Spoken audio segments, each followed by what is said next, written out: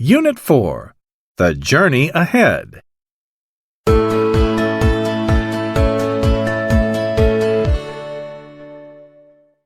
Read about it.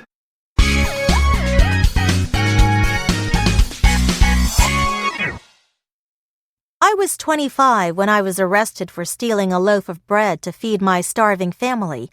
For that minor criminal offense, I spent 19 years in jail. When I was freed from prison, I was a bitter man. I walked for miles, trying to find somewhere to rest.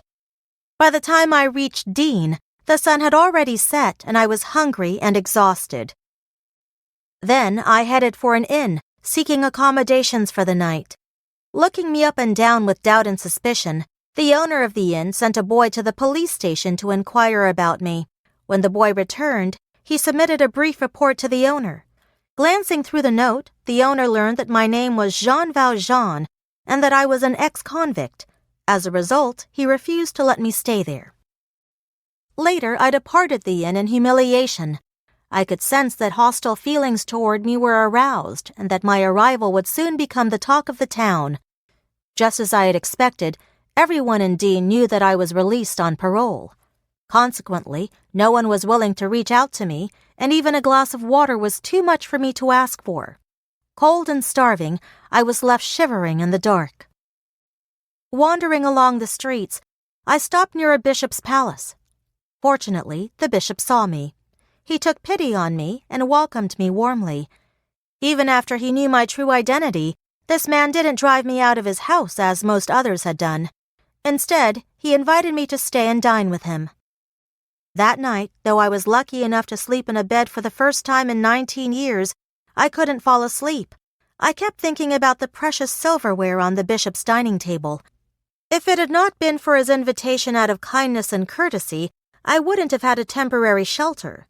Yet, disturbed by the thought of how unfairly I had been treated over the past years, with only a slight hesitation, I got up, stole the silverware, and slipped away. However, I didn't get far.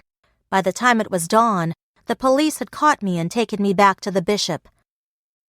"I'm so delighted to see you again," the bishop said to me before I could speak. "You forgot to take the candlesticks." With my eyes nearly popping out of my head, I was stunned by his words.